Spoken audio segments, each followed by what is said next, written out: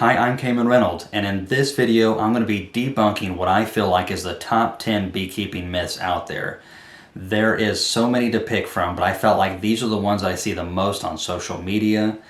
I've seen some newer beekeeping books, and I've seen one or two of these on YouTube channels, so you have to be careful with these YouTube crazy guys. Anyways, let's get to it. Myth number 1, the queen is in charge. No, she's not. Middle-aged bees actually govern the hive more than anything. It's really a hive mind. And whenever they want to swarm or feel the stimuli of swarming, they're going to chase her around the colony and they're going to cause her to drop significantly in weight so that they can fly from the colony, swarm. And then whenever they get out on a branch or something, it's the bees' decision to go look at different locations and then decide amongst themselves in kind of like a honeybee democracy, like Thomas Seeley wrote about. You ought to check that book out. And choose where to go. The queen had nothing to do with that. She basically is an egg layer and is responsible for producing the pheromones that help keep the hive glued together. There are other pheromones as well, but that's pretty much her main role besides egg laying. So myth number 2, queen excluders will cause losses in honey production. This is a myth. I used to believe this one myself years ago, and a couple of my friends told me, hey man, you've got to try this, it really works. And I am really glad that I made the switch. Queen excluders shouldn't be called honey excluders like some people like to call them. They're very helpful, keeping the brood below, keeping your honey separated, and what you can do before your honey flow starts is create an upper entrance. And now the forager bees, if they want to, don't have to go all the way through the bottom and through the excluder. They can go up to the top. But even if you don't have a way for them to go through the top, which I recommend, I still have not noticed a significant, or I haven't noticed any difference in using an excluder at all. But it has made a huge difference in how quick and easy it is for me to find the queen, make splits, treat the colonies, whatever I need to do, because all the brood and the queen is always in that bottom box. I really think this is a big myth that is spread all over the place. Queen excluders, just like any tool, if used right, are fantastic. Myth number 3, breaking the seal in winter hives is going to kill them. No, it's not. It's absolutely not. Some people say, hey, if you break that seal, you're going to kill your bees outright. We do it all the time. Now, some of you are going to say, hey, you're in Tennessee. So what about us up in really cold areas that get a winter? I know fellas who do it up in Canada. Now, however, there are things that they do to help close that seal off. There are insulated covers, like you've probably seen Ian Stepler, the Canadian Beekeepers blog, use, and they help seal the lid back around the box, and that really works. And there are some beekeepers that use a more natural type of caulk, and they will re-caulk the colony, but they will get into their colonies with snow on the ground and ice. So that, I believe, is a myth, especially the part about killing them outright. If your bees need emergency feed, get in there and feed those bees. Ideally, you are not going to have to worry about that. Always get into your hive with a purpose. Don't just get in there for fun, unless you're some crazy person on YouTube. Number 4, your hives have to face a certain direction. This is a myth. I have hives literally facing in every direction. Now, I can understand if you're in a cold area, yet again, having your colony facing a south to southeastward direction is going to help keep that colony maybe in a better condition coming out of winter, because they're going to start coming out of the hive a little quicker. But I don't know. I've never been that far up north. I can tell you from my experience, I've had them facing north, south, east, west, and everything in between. And colonies with a great queen, dead mites, and good nutrition do great every single time. So I think that one's a myth overall. There could be slight advantages to it, but you don't have to do it. Do what's ever best for your backyard or whatever you have. Myth number 5, bees will stop taking feed when they don't need it. Boy, there's some variables here.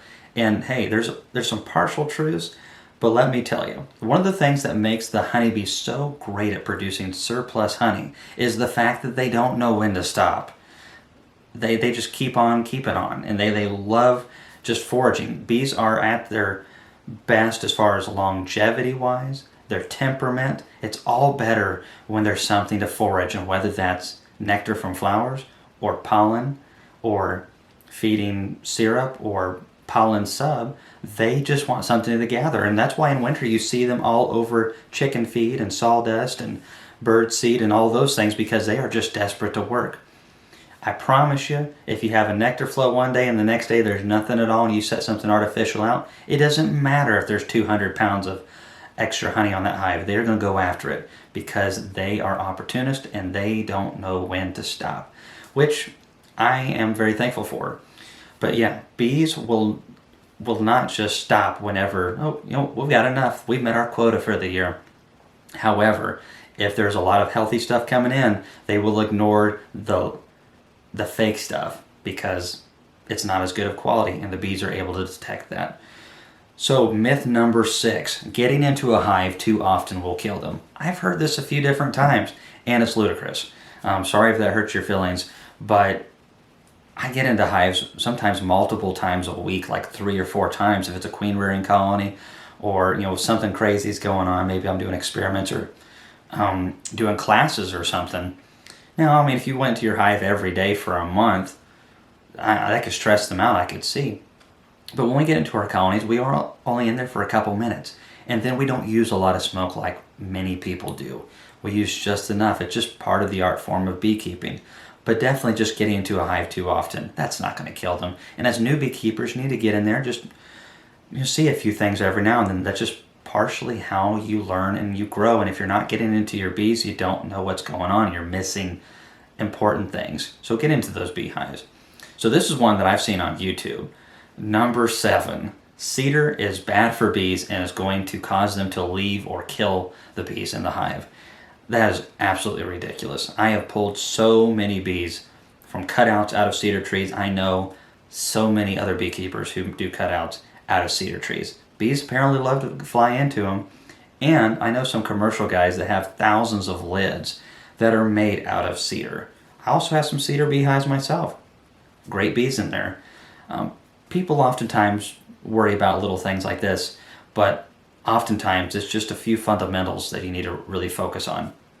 Great queens, dead mites, good nutrition. Whoops, said it again. Myth number 8. Yellowjackets and wax moths kill bees. Especially with wax moths, this is silly. Wax moths are more like a vulture. After the colony is basically dead or in the process of dying, wax moths move in. Now occasionally you'll have a healthy hive and you'll see a wax moth larvae scooting around in there, but that's most of the time because you have places in your hive where the bee space is to where the bees can't get through the area. I see this a lot with inner covers that are too close to the frames, and the wax moths can get in there really quick. They do every day, and if one gets in there and lays a few eggs up there where the bees can't get to it and yank those eggs out, or the larvae, then it can reach almost full development or even full development in a hive because it has that safe space in there. So that's one thing to watch out for, is to make sure you don't have spaces like that. But a healthy colony will eventually get a hold of that thing and it will take it out. Now, as far as the Yellowjackets go, they stress the colonies more, but a healthy colony, again, is going to be able to deal with Yellowjackets coming to the hive. Are they going to chip away at the bees' percentages? Yeah, but ultimately that's just how nature works, and Yellowjackets just don't outright kill healthy colonies. Now, myth number 9. You can't feed pollen patties in small hive beetle country. I love this one because this is one I was told for years, and I listened to it like an idiot. And now I feed pollen patties through summer, and it can really help those young splits. The bigger colonies that have a lot of bee bread and natural resources, don't need it that much. Really, they could go without it. But your young splits, or maybe you caught a swarm late in the season, we have a dearth in summer. And without that protein coming in, the colonies will go backwards and cannibalize the larvae. So we feed pollen patties to help prevent that and to help them keep growing, so when that fall flow comes into play, the colony has a large worker force so they can go out there and capitalize fully on that goldenrod, the wing stem, the aster, all of those things. They have to have a big population in order to be able to do that. We find sometimes feeding the unnatural helps get more of the natural for them to overwinter on, but you totally can do it. There are rules of engagement that have to be addressed. Make sure you check out our playlist. We have one just about small hive beetles and also about feeding pollen patties. and making them. So check those out if you're curious about how to do that in small hive beetle country. But that is definitely a myth. You can do it. Myth number 10. The bees recognize their beekeeper. And I had to throw this one in there. I get this a lot, and while it is nice to think of it that way, bees only live like 7 odd weeks in prime conditions. If there's a dearth going on, they're going to live even shorter than that. And 21 of those days, they're in the cell as an egg, larvae, or pupae, going through metamorphosis. They don't live very long. And some beekeepers don't even get into their hives that often. They're not going to recognize you. The only bee that you could see multiple times really is the queen. And she's too busy laying away to worry about my ugly mug. So that is a myth. All of these are myths. Now there's some variables with 1 or 2 of them, but overall, watch out for bee myths because they are everywhere. And on hobby groups, just remember, if you're learning from another hobbyist, there's a lot of blind leading the blind in those groups. And while we don't have all the information on here, take it with a grain of salt and a spoonful of honey and compare it to other successful beekeepers out there. And do yourselves a favor and don't listen to these bee myths. Thanks for watching our videos, and if you found our content helpful, share and subscribe.